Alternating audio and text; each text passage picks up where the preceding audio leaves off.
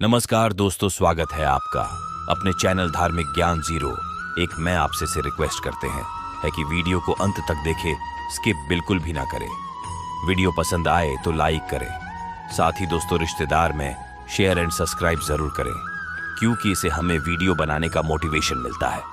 आज हम पिता के घर में रहने वाली स्त्री कौन सा पाप करती है और उसका फल किसे भोगना पड़ता है, उसके माता पिता को या पति को। दोस्तों, इस विषय में एक प्राचीन कथा का वर्णन पुराणों में किया गया है। आज हम आपको वह महान कथा सुनाने वाले हैं।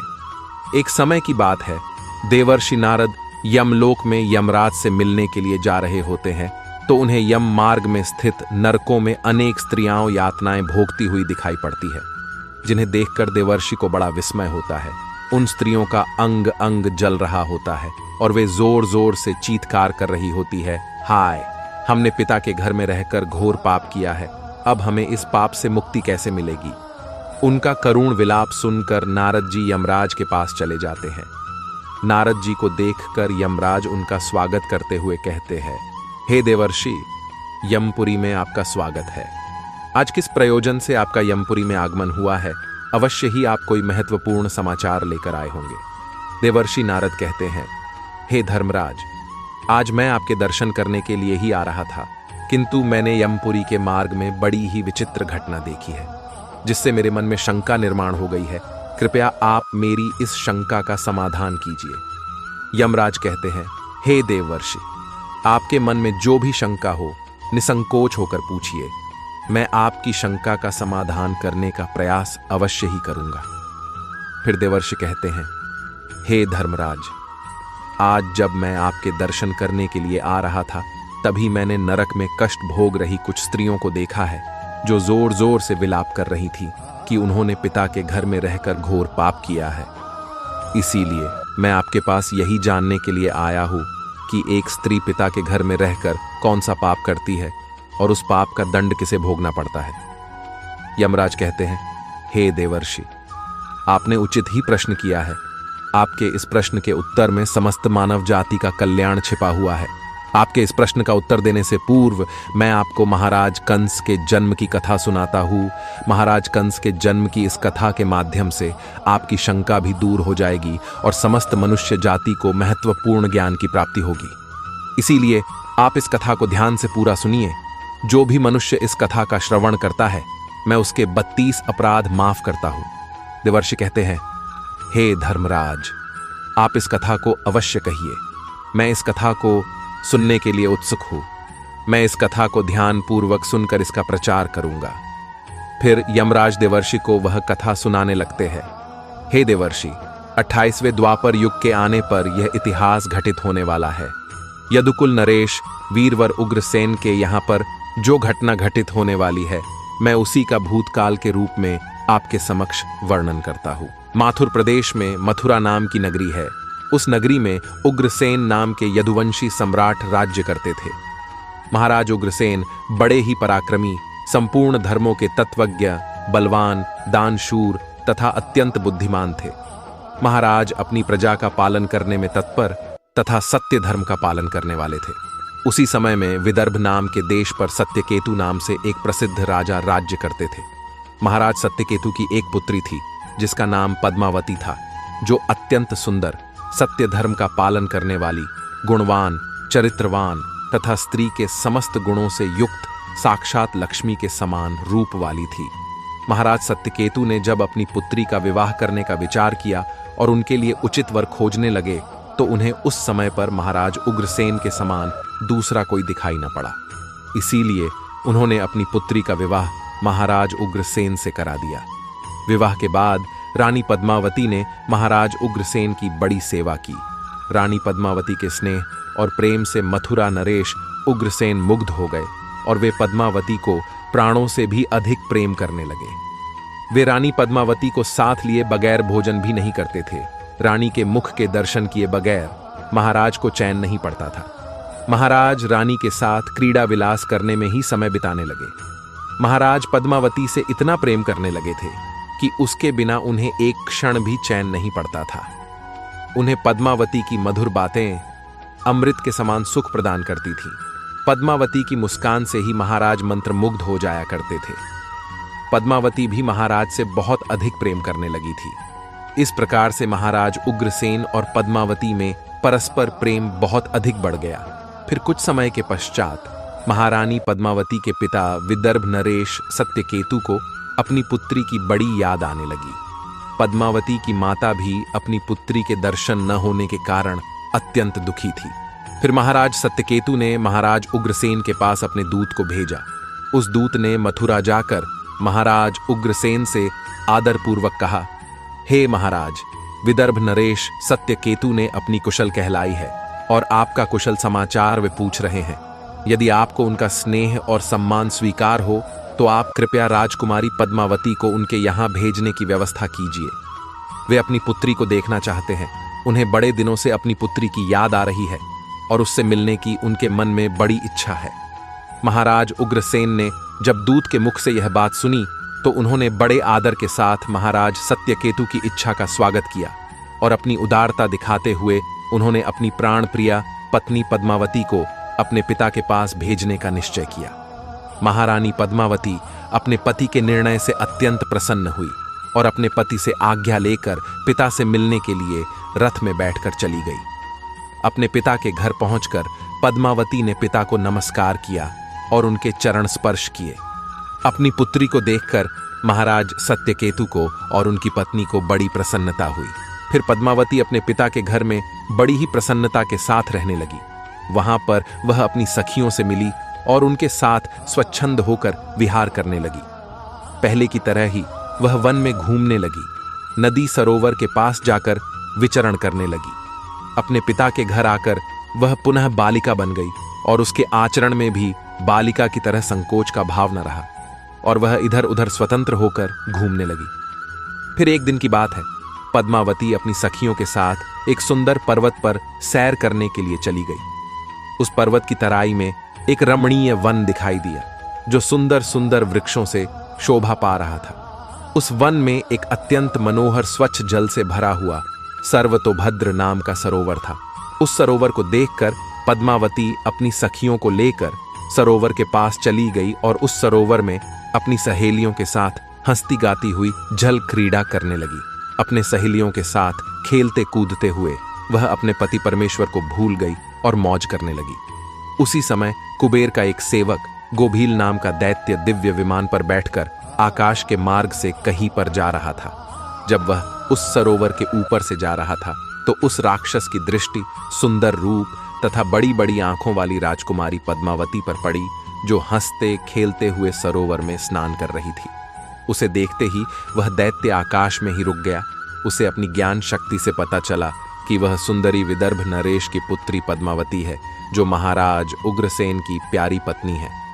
वह दैत्य गोभील इस प्रकार से सोचने लगा, हाय, यह पद्मावती कितनी सुंदर है, इसका रूप कितना मनोहर है, किंतु यह पतिव्रता होने के कारण आत्मबल से सुरक्षित है, पर पुरुष के लिए इस सुंदरी को पाना असंभव है। महाराज उग्रसेन बड़ा ही मूर्ख है जो उसने अपनी इतनी सुंदर मनोहर रूप वाली पत्नी को मायके में भेज दिया। यह सुंदरी देवताओं के लिए भी दुर्लभ है।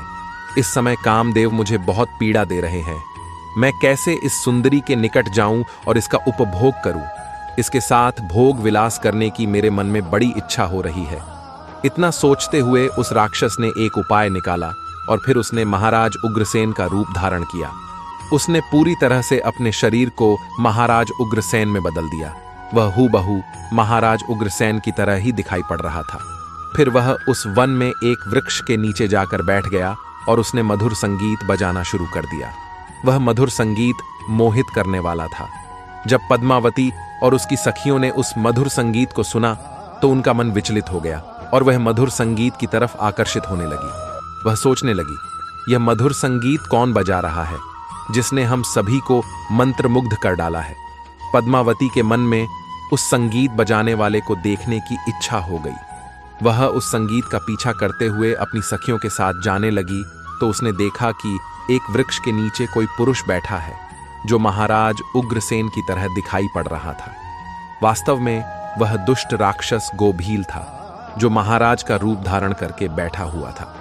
महाराज उग्रसेन को वहां पर बैठा हुआ देखकर पद्मावती सोचने लगी, मेरे धर्मपरायण पति अपना राज्य छोड़कर इतनी दूर कब और कैसे चले आ गए।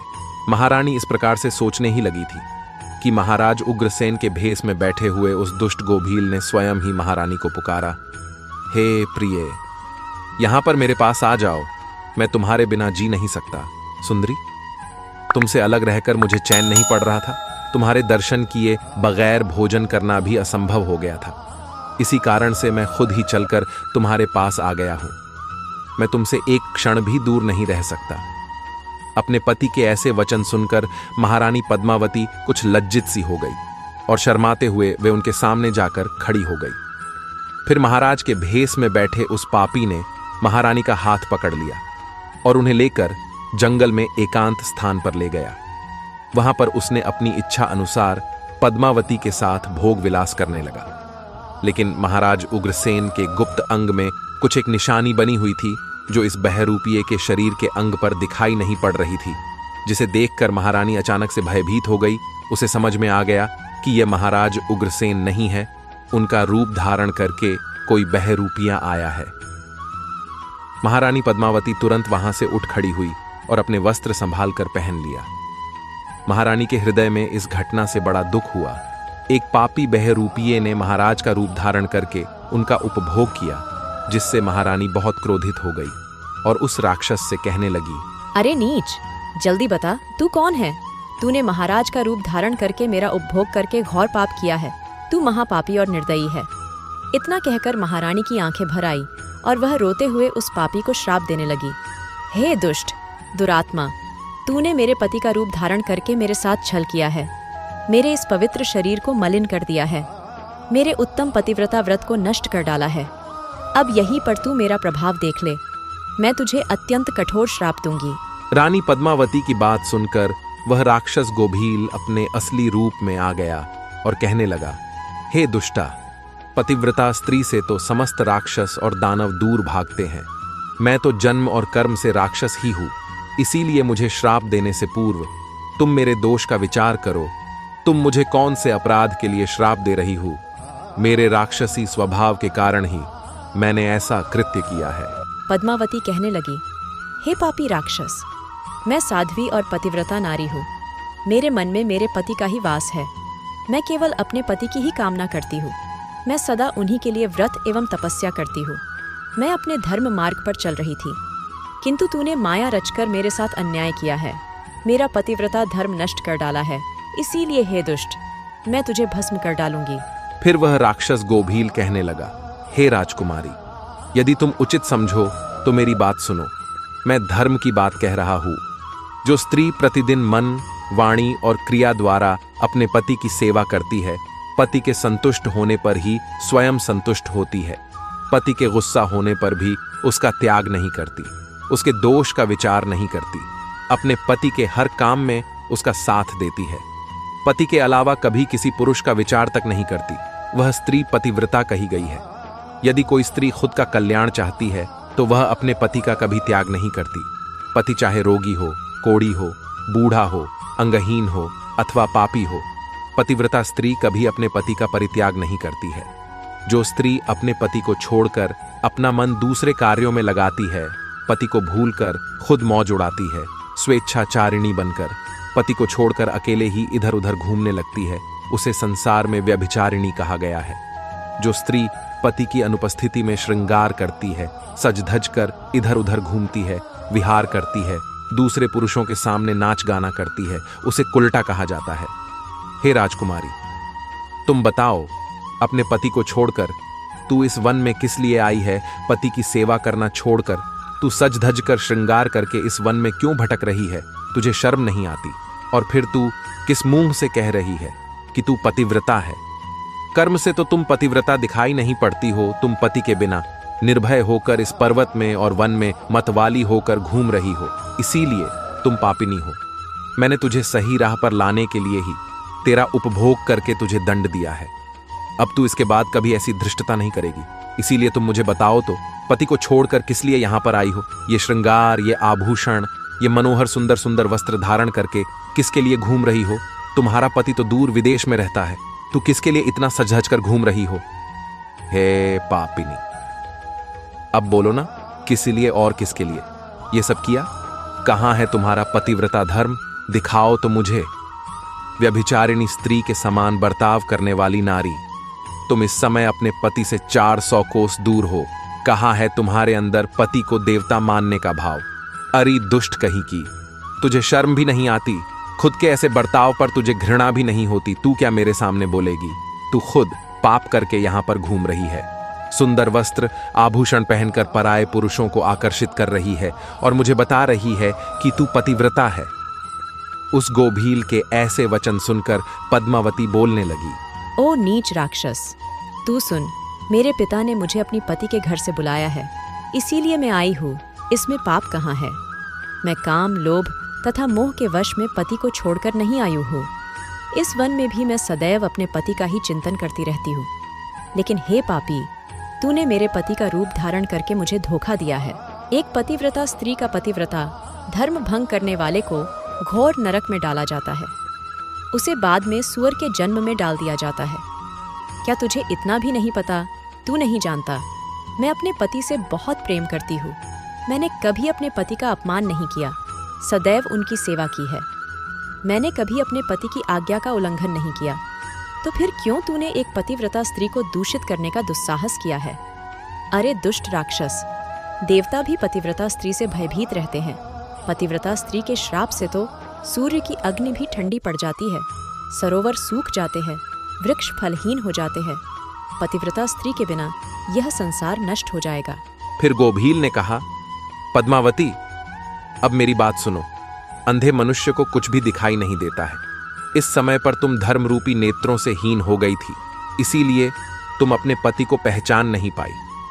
जिस समय पर तुम्हारे मन में अपने पति का घर छोड़कर पिता के घर पर आने की इच्छा हुई, उसी समय तुम अपने मन से पति की भावना छोड़कर उनके ध्यान से मुक्त हो गई। पतिव्रता स्त्री निरंतर केवल पति का ही चिंतन करती है। जब तुम्हारे अंदर पति से दूर होने की भावना जाग गई, उसी समय तुम्हारे हृदय की आंखें फूट गईं। फिर तुम मुझे कैसे पहचान पाती? तुम अगर सच्ची पतिव्रता होती तो मुझे देखते ही पहचान लेती। पतिव्रता स्त्री के मन में केवल उसका पति ही होता है। वह अपने पति की सुगंध से उसे दूर से ही पहचान लेती है।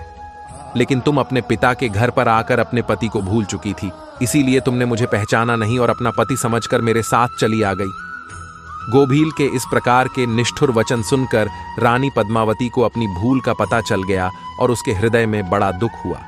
वह पश्चाताप करने लगी। फिर गोभील ने कहा, हे शुभे, मैंने तुम्हारा उपभोग किया है, जिससे तीनों लोकों को कष्ट पहुंचाने वाला पुत्र उत्पन्न होगा। यही तुम्हारे इस पाप का दंड है। इतना कहकर वह राक्षस गोभील वहां से चला गया। गोभील बड़ा ही दुष्ट और पापी था। उसके मायाजाल में फंसकर एक पवित्र नारी का पतिव्रता धर्म नष्ट हो चुका था। उसके चले जाने के बाद रानी पद्मावती अत्यंत दुखी होकर रोने लगी। उसके रोने की आवाज सुनकर उसकी सखिया दौड़कर उस स्थान पर चली आ गई और पूछने लगी, राजकुमारी, रोती क्यों हो? क्या हुआ? महाराज उग्रसेन कहाँ पर चले गए। फिर महारानी पद्मावती ने अत्यंत दुख से रोते हुए अपनी सखियों को सारी हकीकत बता दी कि किस प्रकार से राक्षस गोभील ने महाराज उग्रसेन का रूप धारण करके उनके साथ छल किया। फिर सखिया पद्मावती को उसके पिता के घर पर ले गई। वहां जाकर रानी पद्मावती शोक और दुख से थर थर कांपने लगी। सखियों ने रानी की माता को सारी बात बता दी। यह बात सुनते ही पद्मावती की माता ने महाराज सत्यकेतु के पास जाकर सारा वृतांत सुना दिया, जिससे महाराज सत्यकेतु को बड़ा दुख हुआ। उन्होंने तुरंत ही अपनी पुत्री को कुछ दूतों के साथ उसके पति के घर पर भेज दिया। उधर महाराज उग्रसेन अपनी पत्नी पद्मावती को आया हुआ देखकर बहुत प्रसन्न हुए। वे बार बार पद्मावती से कहने लगे, हे प्रिय, तुम्हारे बिना मेरा जीवन दुष्कर हो गया था। तुम और कुछ दिन ना आती तो मेरे प्राण ही चले जाते। इतना कहते ही रानी पद्मावती महाराज के गले में पड़कर फुट फुट कर रोने लगी। महाराज उग्रसेन कहने लगे, हे सुंदरी, क्या हुआ? क्यों रो रही हो? मुझे बताओ, तुम्हारे दुख का क्या कारण है? पद्मावती ने महाराज को कुछ नहीं बताया और उस पाप को छिपा दिया और प्रेम से महाराज के साथ विहार करने लगी। फिर महारानी का वह भयंकर गर्भ धीरे धीरे बढ़ने लगा। केवल महारानी ही जानती थी कि उसके गर्भ में किसका बच्चा पल रहा है। यह बात उसने कभी महाराज को नहीं बताई। अपने उदर में पल रहे उस राक्षस के बालक के विषय में सोचकर रानी को दिन रात चिंता सताने लगी थी। वह गर्भ 10 वर्ष तक बढ़ता गया और उसके बाद महाभयंकर कंस का जन्म हुआ।